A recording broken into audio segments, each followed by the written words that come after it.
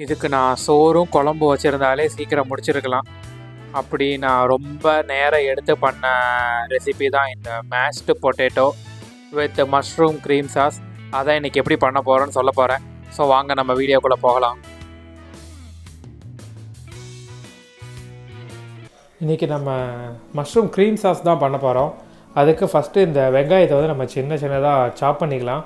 அதுக்கப்புறம் கார்லிக்கை வந்து சின்ன சின்னதாக வெட்டிக்கலாம். அப்புறம் மஷ்ரூம் வந்து இந்த மாதிரி வெட்டிக்கோங்க. ஓரளவு கொஞ்சம் பெருசாக வெட்டிக்கோங்க, ஏன்னா நம்ம மிக்ஸ் பண்ணும்போது இது நல்லாவே சுருங்கும். ஸோ நம்ம ப்ராசஸ் ஸ்டார்ட் பண்ணிடலாம். ஃபஸ்ட்டு ஒரு க்யூப் வந்து பட்டர் போட்டுக்கோங்க.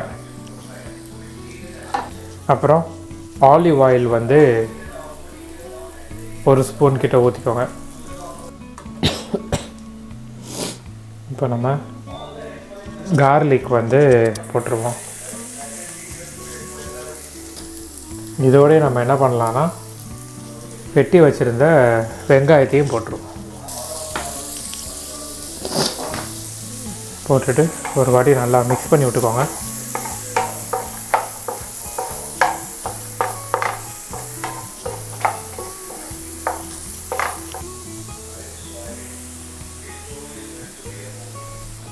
இந்த ஸ்டேஜில் என்ன பண்ணலாம், மஷ்ரூம் வந்து போட்டுருவோம்.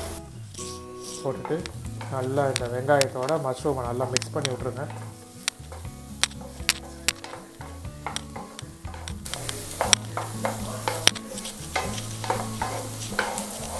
மிக்ஸ் பண்ணிவிட்டு ஒரு 2 மினிட்ஸ் அப்படியே வச்சுருங்க. நல்லா வெங்காயமும் மஷ்ரூமும் வந்து கொஞ்சம் நல்லா மிக்ஸ் ஆகி மஷ்ரூம்லாம் தண்ணி விட ஆரம்பிக்கும். அதுக்கப்புறம் நம்ம மசாலா போடுவோம்.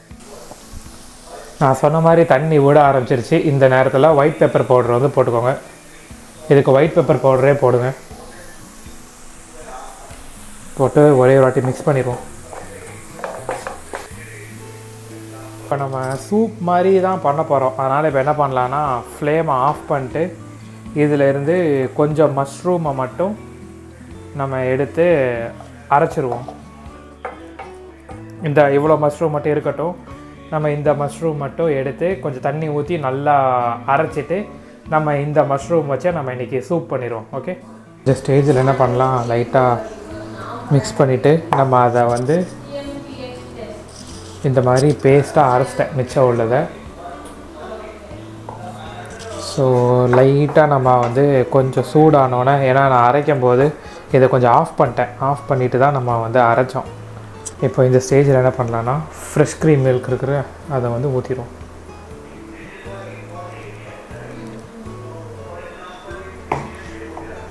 ஊற்றிட்டு இதை நல்லா மிக்ஸ் பண்ணி விட்ருங்க.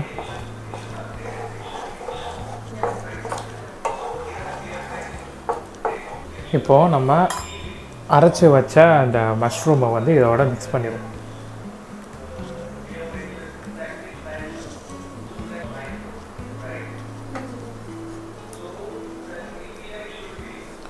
டேஸ்ட் பண்ணிட்டு உப்பு வேணால் உப்பு மட்டும் போட்டுக்கோங்க. இந்த ஸ்டேஜில் சாஸுக்கு தேவையான தண்ணி ஊற்றிடுவோம். ஊற்றிட்டு நட்மக் பவுடர் வந்து ஒரு ஸ்பூனு, கஸ்தூரி மேத்தி வந்து ஒரு ஸ்பூன் போட்டுட்டு மிக்ஸ் பண்ணிடுங்க.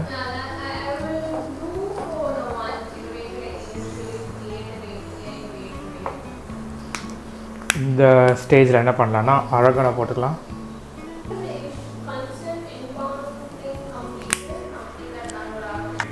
போட்டுட்டு மிக்ஸ் பண்ணிடலாம். இதோட வேலை முடிஞ்சிருச்சு. இப்போ உப்பு மட்டும் செக் பண்ணிவிட்டு இதை ஒரு லோ ஃப்ளேமில் ஒரு 2 மினிட்ஸ் வச்சுட்டு ஆஃப் பண்ணிடுங்க. First dish ready. அவ்வளோதான்.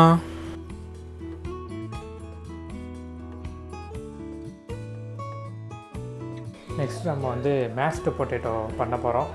ஸோ அதுக்கு நான் வந்து நல்ல கோல்டு வாட்டரில் ஒரு 700 கிராம்ஸ் ஆஃப் உருளைக்கிழங்க ஒரு 12 ஹவர்ஸ் நான் ஊற வச்சுருக்கேன்.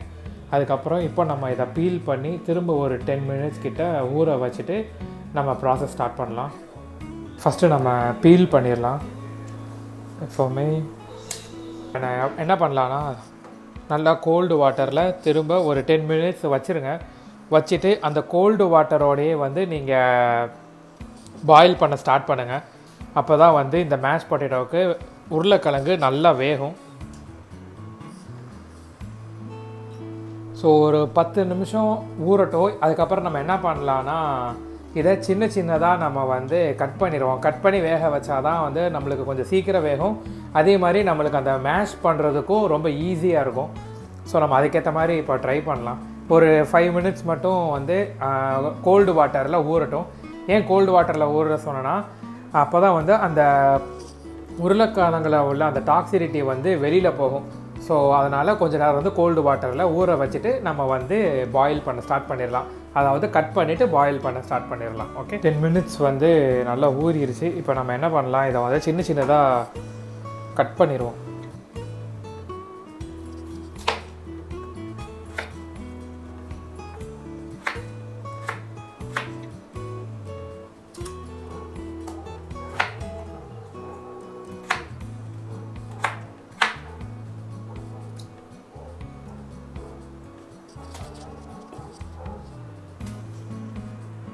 ஸோ பாருங்கள், இவ்வளோ டாக்ஸிசிட்டி இருக்குது. அதனால் இப்போ நம்ம இதை என்ன பண்ணலாம், அப்படியே நம்ம லோ ஃப்ளேமில் வச்சு ஒரு 30 மினிட்ஸ் கிட்ட ஹீட் பண்ணிடுங்க.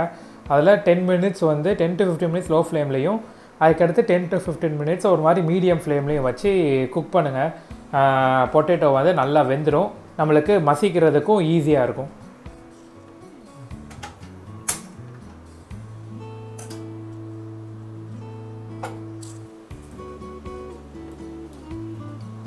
ஒரு ஸ்பூன் மட்டும் உப்பு போட்டுக்கோங்க.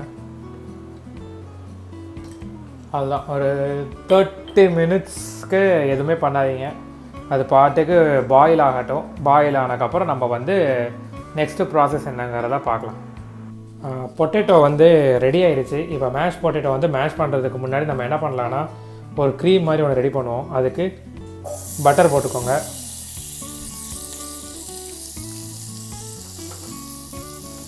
இவ்வளோ சூடாக வச்சு போட வேணாம், லைட்டாக சூடு பண்ணிட்டு போடுங்க, இல்லைனா ரொம்ப ஒரு மாதிரி கருகிருச்சு.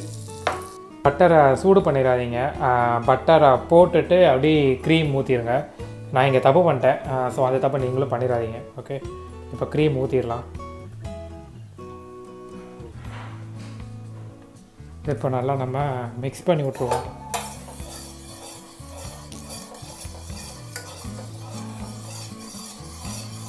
லைட்டாக வந்து வார்மராக இருந்தாலே போதும், ரொம்ப சூடு பண்ணிட வேண்டாம். ஓகே, ஏன்னா இதை ஊற்றி தான் நம்ம அதை வந்து மேஷ் பண்ண போகிறோம். அதனால் நம்மளுக்கு அந்த பட்டர் டேஸ்ட்டு எதுவும் இருக்கணும். அதுக்காண்டி தான் இதை போடுறேன்.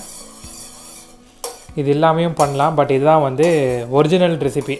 வெஸ்டர்ன் கண்ட்ரீஸில் வந்து ஒரு சில கண்ட்ரீஸில் இந்த பட்டரும் அந்த க்ரீமும் வச்சு தான் பண்ணுவாங்க. ஸோ அதனால் அதே அப்படி நான் ஃபாலோ பண்ணுறேன். ஸோ முடிஞ்சிருச்சு, ஆஃப் பண்ணிடலாம். இப்போ என்ன பண்ணலான்னா, மேஷ் பண்ண ஆரம்பிக்கலாம். ஸோ நல்லா வெந்துருச்சு.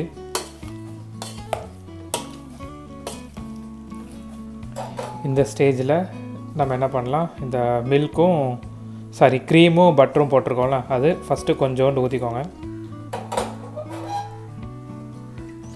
ஊற்றிட்டு அதையும் சேர்த்து நல்லா மிக்ஸ் பண்ணிடுங்க.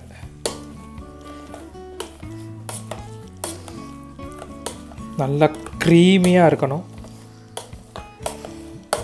இந்த ஸ்டேஜில் என்ன பண்ணலான்னா, லைட்டாக சால்ட்டு போட்டு சீசனிங் பண்ணிக்கலாம். சால்ட் வந்து இங்கே 1/2 ஸ்பூன் கிட்ட போடுறேன். ரொம்ப கம்மியாக பிஞ்ச் ஆஃப் சால்ட்டு தான் போடுறேன். போட்டு மிக்ஸ் பண்ணிடுவோம். திரும்ப நம்ம மிச்சம் உள்ள இதையும் ஊற்றிடுவோம்.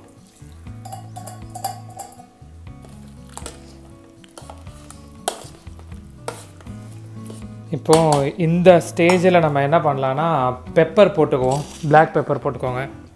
நான் பிளாக் பெப்பர்னு சொல்லிட்டேன், ஒயிட் பெப்பர் போட்டுடலாம். எவ்வளோ வேணுமோ அவ்வளோக்குள்ளே நீங்கள் சீசனிங் பண்ணிக்கோங்க. ஏன்னா இது வந்து சப்புன்னு தான் இருக்கும். ஸோ அதுக்கேற்ற மாதிரி நீங்கள் சீசனிங் பண்ணிக்கோங்க. ஆல்மோஸ்ட் வந்து ரெடி ஆயிடுச்சு. இப்போது இதை வந்து பிளேட்டிங் பண்ணுறது தான் வேலை.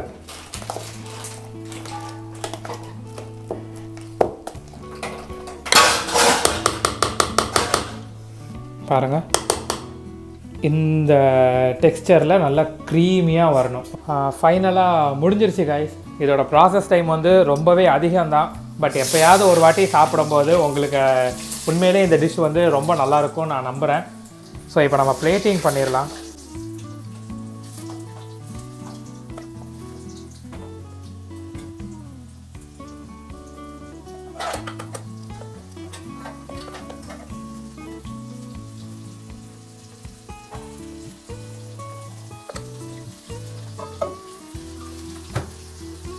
ஸோ நல்லா இந்த வல்கனோ மாதிரி பண்ணிவிட்டு இப்போ நம்ம இதில் என்ன பண்ணலாம், ரெடி பண்ணி வச்சுருந்த மஷ்ரூம் சாஸை மிடில் ஊற்றிக்கோங்க.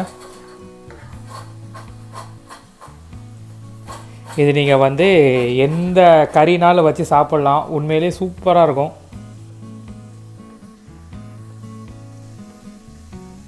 இதோடு சேர்த்து ஃப்ரெஞ்ச் ஃப்ரைஸும். ஃப்ரெஞ்ச் ஃப்ரைஸ் வந்து நான் வந்து ஃப்ரோசன் வாங்கி வச்சுருந்தேன், அதனால தான் நான் ரெசிபி நான் போடல. ஸோ சூன் இன்ஷால்லாம் நான் கண்டிப்பாக இதோட ரெசிபியும் நான் போடுறேன். ஸோ அவ்வளோதான் கைஸ், முடிஞ்சிருச்சு. ஃபைனலாக mashed potato with mushroom sauce வந்து பண்ணியாச்சு. அதுக்கப்புறம் கொஞ்சோண்டு ஃப்ரெஞ்ச் ஃப்ரைஸ் வச்சுருக்கோம். ஸோ இதையும் நீங்கள் வீட்டில் ட்ரை பண்ணி பாருங்கள், உங்களுக்கு எப்படி வந்துச்சுங்கிறத எனக்கு கமெண்ட் பண்ணுங்கள். இந்த ரெசிபி வந்து உங்களுக்கு பிடிக்கும்னு நான் நம்புகிறேன். ஸோ இதே மாதிரி மோர் இன்ட்ரெஸ்டிங் ரெசிபீஸுக்கு என்னோடய சேனலான ஷைகுல் பார்வையை சப்ஸ்கிரைப் பண்ணுங்கள். இந்த வீடியோ பிடிச்சிருந்தால் லைக் பண்ணுங்கள், ஷேர் பண்ணுங்கள், கமெண்ட் பண்ணுங்கள். Thank you guys, see you on next video. Bye.